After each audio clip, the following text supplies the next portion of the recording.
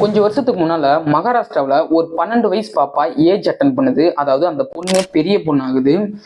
அந்த பொண்ணுக்கு என்னதான் நடந்தது, தன்னோட பாடியில என்னதான் நடக்குது அப்படின்னு சொல்லிட்டு அந்த பொண்ணுக்கே தெரியல. எதனால தன்னோட வெர்ஜினாவில் அந்த பொண்ணோட பிறப்புறுப்புல ரத்தம் வருது அப்படிங்கிறது அந்த பொண்ணுக்கே எதனாலன்னு தெரியல. அந்த பொண்ணு வீட்டுல சொல்லலான்னு பார்த்தா அந்த பொண்ணுக்கு அப்பா அம்மா 2 பேருமே கிடையாது, அண்ணன் மட்டும்தான் இருக்காங்க. அவங்க அண்ணன் கிட்ட போய் சொல்லுது. அந்த அண்ணன் என்ன சொல்றான் அப்படின்னா, இந்த 12 வயசு பாப்பாவை நீ யார் கூட ரிலேஷன்ஷிப்ல இருந்திருக்க, செக்ஷுவலா ரிலேஷன்ஷிப்ல இருந்திருக்க அப்படின்னு சொல்லிட்டு அந்த ஒரு சின்ன பாப்பாவை 12 வயசு பாப்பாவை அடிச்சே கொள்றான். எதனால அப்படின்னா அந்த அண்ணன் மேலேயும் குறை சொல்ல முடியாது. ஏன்னா அந்த அண்ணனுக்கே இந்த பீரியட்ஸ், இந்த செக்ஷுவல் எஜுகேஷன் அப்படிங்கிறதுலாம் சுத்தமா தெரியவே தெரியாது. பிகாஸ் மகாராஷ்டிராவில் செக்ஷுவல் எஜுகேஷன் பேன் பண்ணப்பட்ட ஒரு விஷயம். நம்ம யாரை தான் குறை சொல்ல முடியும்? அவங்க அண்ணனுக்கும் தெரியாது. ஏன்னா அந்த ஊர்ல செக்ஷுவல் எஜுகேஷன் பேனு. இந்த ஒரு பாப்பாவுக்கும் தெரியல. இந்த பாப்பா இவங்க அண்ணன்கிட்ட சொல்லுது. இந்த அண்ணன் புரிஞ்சுக்கிட்டதுலயும் தப்பு இல்லை. ஏன்னா இப்படிப்பட்ட ஒரு விஷயம் நடக்கும் அப்படிங்கிறது அவங்க அண்ணனுக்கு தெரியாத இருந்ததற்கு அதனாலதான் அவங்க பாப்பாவே அடிச்சு கொண்டு வந்திருக்கான். இந்த ஒரு பையனை அரெஸ்ட் பண்ணிட்டாங்க. ஆனா இந்த மாதிரி ஒரு விஷயம் நம்ம ஊர்ல நடக்கலனாலும், செக்ஷுவல் எஜுகேஷன்லாம் இருந்தாலும் பீரியட்ஸ் அப்படின்னு சொன்னா ஒரு சின்ன ஒரு டிஸ்டன்ஸ் மெயின்டைன் பண்ணிட்டு தான் இருக்கும் அப்படிங்கிறது தான் யதார்த்தமான ஒரு விஷயம். பீரியட்ஸ் அப்படின்னா அவங்க வீட்டுக்கு வெளியில அவங்க தீட்டு, அவங்களெல்லாம் வீட்டு விளையாட்டி கூப்பிடக்கூடாது, அவங்க சாமி ரூமுக்கு போகக்கூடாதுன்னு சொல்லிட்டு ஏகப்பட்ட ரெஸ்ட்ரிக்ஷன் இன்னமும் இருந்துகிட்டு தான் இருக்கு. பீரியட்ஸை பத்தி தான் நம்ம இந்த வீடியோல பேச போறோம். Welcome to ML360. ML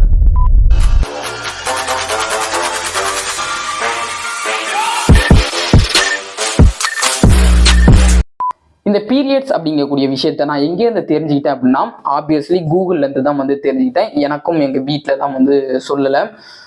நான் கூகுளில் பார்த்து தான் தெரிஞ்சுக்கிட்டேன். இந்த வீடியோட ஸ்டார்டிங்லேயே சொன்னார், நான் டாக்டர்லாம் கிடையாது, கூகுளில் படித்ததை எனக்கு தெரிஞ்ச மாதிரி உங்கள்கிட்ட நான் எக்ஸ்பிளைன் பண்ணுறேன். பீரியட்ஸ் அப்படிங்கிறது எதனால நம்ம ஒரு தீண்டத்தகாத ஒரு டாப்பிக்கா பார்க்குறோம் அப்படின்னா, இது ஒதுக்கி வைக்கக்கூடிய ஒரு டாப்பிக்கா பார்க்குறோம் அப்படின்னா, சின்ன வயசுலேருந்தே நம்மள இப்படியே பழக்கிட்டாங்க. நம்ம லோயர் கிளாஸ்ல ஸ்கூல் படிச்சுட்டு இருக்கப்போ இந்த மாதிரி செக்ஷுவல் எஜுகேஷன் இந்த மாதிரியான ஒரு டாபிக் இதை மாதிரிலாம் வரப்போ ஸ்கூல் டீச்சர்ஸ் எல்லாம் என்ன சொல்லுவாங்க அப்படின்னா, இதெல்லாம் எப்படியும் ஹையர் எஜுகேஷன்ல படிப்பீங்க, இது இப்போ உங்களுக்கு முக்கியம் இல்லை அப்படின்னு சொல்லிட்டு ஸ்கிப் பண்ணிட்டு போயிடுவாங்க. ஈஸியா நீங்க படிச்சாலே பாஸ் ஆயிடலாம் அப்படிங்குவாங்க. சரி, ஹையர் எஜுகேஷனாவது போய் படிச்சு தெரிஞ்சுக்கலாம் அப்படின்னு சொல்லிட்டு போனோம்னா, இதெல்லாம் நீங்க லோயர் கிளாஸ்லயே படிச்சிருப்பீங்கப்பா, இது ஹையர் எஜுகேஷன்லாம் படிக்கணும்னு அவசியம் இல்லை, நீங்க சும்மா பார்த்தாலே உங்களுக்கு புரியும், நீங்க படிச்சு தெரிஞ்சுக்கங்க அப்படின்னு சொல்லிட்டு அப்படியே விட்டுருவாங்க. இதுதான் ஸ்கூல் ஆர் காலேஜ்ல நடக்கிற ஒரு பேசிக்கான ஒரு விஷயம். இதை தெரிஞ்சிக்கவே விட மாட்டாங்க. நம்ம வீட்லயும் நம்மளுக்கு சொல்லு தர மாட்டாங்க. அம்மாவும் சரி, அக்காவும் சரி, நம்ம கூட யார் இருந்தாலும் சரி சொல்லு தர மாட்டாங்க. இது எல்லாமே ஒரு தீண்டத்தகாத ஒரு விஷயமா ஒதுக்கி வச்சிருவாங்க. இதுதான் யதார்த்தம். இதுதான் நிறைய இடத்துல, மெஜாரிட்டியான இடத்துல நடக்கக்கூடிய ஒரு விஷயம். சரி, ஓகே. பீரியட்ஸ் அப்படின்னா என்ன அப்படின்னா, ஒரு பொண்ணு ஏஜ் அட்டன் பண்ணிடுச்சு அப்படின்னா, ஒரு பொண்ணு பெரிய பொண்ணு ஆகிடுச்சு அப்படின்னா, அந்த பொண்ணோட உடம்புல 4 லட்சம் எக் செல்ஸ் இருக்கும். 4 லட்சம் கருவுறாத முட்டை செல்ஸ் எல்லாம் அந்த பொண்ணோட உடம்புல இருக்கும். இப்படி 4 லட்சம் எக் செல்ஸ் அந்த பொண்ணோட உடம்புல இருக்கிறப்போ பிரெயின் பிட்யூட்டரி சுரப்பி அப்படி சொல்லிட்டு ஒரு விஷயம் இருக்கும் பிரெயின்ல. அந்த ஒரு சுரப்பி என்ன பண்ணும் அப்படின்னா, பாலிஹீல்ஸ் அப்படிங்கக்கூடிய ஒரு ஹார்மோன் ரிலீஸ் பண்ணும். இந்த பாலிஹீல்ஸ் அப்படிங்கக்கூடிய ஹார்மோன் என்ன பண்ணும் அப்படின்னா, ஆல்ரெடி ஏஜ் அட்டன் பண்ணிட்டாலே இந்த 4 லட்சம் எக்ஸெல்ஸ் இருக்கு பாத்தீங்களா, அந்த ஒரு எக்ஸெல்ஸ்க்குலாம் ஒரு ரியாக்ஷன் கொடுக்கும். நீங்க ஒரு ஆக்ஷன் பண்ணுங்க அப்படின்னு சொல்லிட்டு ஒரு மெசேஜ் பாஸ் பண்ணும். இந்த ஒரு மெசேஜை பாஸ் பண்ணதும் அந்த முட்டைங்க எல்லாமே சின்ன முட்டையா இருக்குது கொஞ்சம் கொஞ்சம் கொஞ்சம் கொஞ்சமா பெருசாகிட்டே இருக்கும், உப்பிக்கிட்டே இருக்கும். அந்த முட்டையில எந்த முட்டை நல்ல முட்டையோ, பேபியை ரொம்பவும் கேரிங்கா பார்த்துக்கக்கூடிய முட்டை எந்த ஒரு முட்டையோ, அந்த ஒரு முட்டை கர்ப்பப்பைக்கு பக்கத்துல போகும். எப்படி அந்த 4 லட்சம் முட்டையில ஒரு முட்டை செலக்ட் ஆகி அது கர்ப்பப்பைக்கு பக்கத்துல போகும். அந்த ஒரு முட்டை ஒரு நாள் ஃபுல்லா வெயிட் பண்ணும். 24 ஹவர்ஸ் அந்த ஒரு முட்டை வெயிட் பண்ணும். எதுக்காக அப்படின்னா, ஆணோட விந்தனுக்காக வெயிட் பண்ணும். அப்படி அந்த விந்தணு கர்ப்பமாயிடுச்சு, அந்த எம்டியா இருக்கக்கூடிய முட்டை இருக்கு பாத்தீங்களா, அது கரு உருவாயிடுச்சு அப்படின்னா குழந்தையா ஃபார்ம் ஆயிடும். அப்படி ஆகல அப்படின்னா அது வெளியே வரக்கூடிய விஷயம் இருக்கு பாத்தீங்களா, அந்த முட்டை அங்கேயே தங்கிடாது. அந்த முட்டை அந்த 24 ஹவர்ஸுக்கு அப்புறம் அந்த வயிற்றுல வீணாகிடும். அந்த ஒரு முட்டை வீணாயிடுச்சுன்னா அங்கேயே சேர்ந்து அவங்களுக்கு ஹெல்த் இஷ்யூ ஆகிடும். அதனால அந்த ஒரு முட்டை வந்து வெளியில வரணும் பார்த்தீங்களா, அது வெளியே வர ப்ராசஸ் தான் பீரியட்ஸ் அப்படிங்கிறாங்க.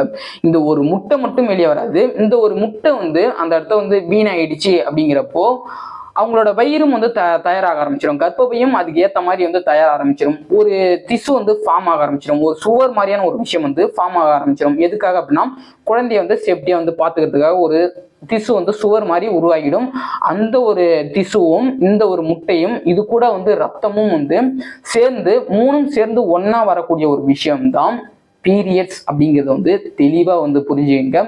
உமன்ஸ் வந்து அவங்களோட லைஃப் டைம்ல வந்து 450 முறை வந்து பீரியட்ஸ் வந்து அனுபவிக்கிறாங்க. பெயினை வந்து தெரிஞ்சே மாசம் வந்து 3லேருந்து 7 நாள் வரை வந்து பெயினை நம்ம அனுபவிப்போம் அப்படிங்கிறது வந்து தெரிஞ்சுக்கிட்டு அவங்க வந்து அனுபவிக்கிறாங்க. இது எவ்வளோ பெரிய விஷயம் அப்படிங்கிறது வந்து தெரிஞ்சுக்கிறதுக்காக தான் இந்த வீடியோவே வந்து. இதுதான் வந்து பீரியட்ஸ் அப்படிங்கிறது. இதை நம்ம ஒரு இயற்கையான ஒரு விஷயம். நீங்க வந்து போய் நீங்களே வந்து யோசிச்சு பாருங்களேன், தனியா உட்காந்து யோசிச்சு பாருங்களேன். பீரியட்ஸ் என்ன, அவங்களோட உடம்புல வந்து தேவையில்லாத வந்து எக்ஸல்ஸையும் அந்த திசுவும் வெளில வரக்கூடிய ஒரு விஷயம் தான் பீரியட்ஸ். இதை நம்ம வந்து என்ன பண்றோம் அப்படின்னா, இவங்களுக்கு பீரியட்ஸ் அப்படின்னா இவங்களை வந்து வீட்டை விட்டு ஒதுக்கி வைக்கணும். இவங்க வந்து வீட்டில் வந்து சாமி கும்பிடக்கூடாது, வீட்டில் வந்து சாமி ரூமுக்கே வந்து வரக்கூடாது, வீட்டில் வந்து சாமிக்கு படைக்கவே வந்துக்கூடாது, தொழுகக்கூடாது அப்படி சொல்லிட்டு ஏகப்பட்ட ரூல்ஸை வச்சுக்கிட்டு சில பேர் வீட்டிலலாம் வந்து வெளியிலேயே வந்து படுக்க வச்சிருவாங்க. இந்த மாதிரியான ஒரு விஷயம் வந்து எவ்வளோ ஒரு முட்டாள்தனமான ஒரு விஷயம் அப்படிங்கிறது வந்து நீங்கள் வந்து தெரிஞ்சுக்கணும் அப்படிங்கிறது தான் இந்த வீடியோட மைய கருத்து. இந்த ஒரு விஷயத்த மட்டும் நான் அந்த வீடியோவில் வந்து பேச வரல. என்னத்தை பற்றி பேச வந்தேன் அப்படின்னா, இந்த பீரியட்ஸ் அப்படிங்கிறது வந்து மென்னும் சரி உமனும் சரி, மென்னு வந்து பார்க்குறாங்க அப்படின்னா அவங்களுக்கு வந்து சரியான ஒரு எஜுகேஷன் வந்து புரியல அப்படின்னா என்னென்னு அவங்களுக்கு வந்து சரி தெரியாததுனால அப்படி பார்க்குறாங்கன்னு வச்சுக்கோங்க. கேர்ள்ஸ் நீங்க ஏன் மறைக்கிறீங்க? இன்னமுமே வந்து எனக்குலாம் வந்து தெரியாது. இன்னமும் என் வீட்டிலலாம் இப்படி ஒரு விஷயம் நடக்குது அப்படிங்கிறதே வந்து தெரியாது. எங்க அம்மா எல்லா நாள்லயுமே வந்து நார்மலா தான் வந்து பேசுவாங்க. எல்லா நாள்லயுமே வந்து நல்லா சிரிச்சு பேசி தான் இருப்பாங்க. இப்படிப்பட்ட ஒரு விஷயத்த வந்து அனுபவிக்கிறாங்க அப்படிங்கிறதே எனக்கு வந்து தெரியாது. எதனால நீங்க மறைக்கிறீங்க அப்படிங்கிறத எனக்கு வந்து சுத்தமா வந்து புரியல. இதுதான் வந்து நான் உங்கள்கிட்ட வந்து கேட்கணும் அப்படின்னு நினைச்சேன். இப்போ பேம்பஸ் வாங்கிடுறீங்க, நாப்கின் வந்து வாங்கிட்டு வரீங்க அப்படின்னா ஓப்பனா வைங்க, தெரிஞ்சுக்கிட்டோம், பசங்க வந்து தெரிஞ்சுக்கிட்டோம் இப்படிப்பட்ட ஒரு விஷயம் வந்து ப்ராசஸ் எங்களுக்குள்ள வந்து நடக்குதுப்பா அப்படின்னு சொல்லிட்டு வந்து தெரிஞ்சுக்கிட்டோம்.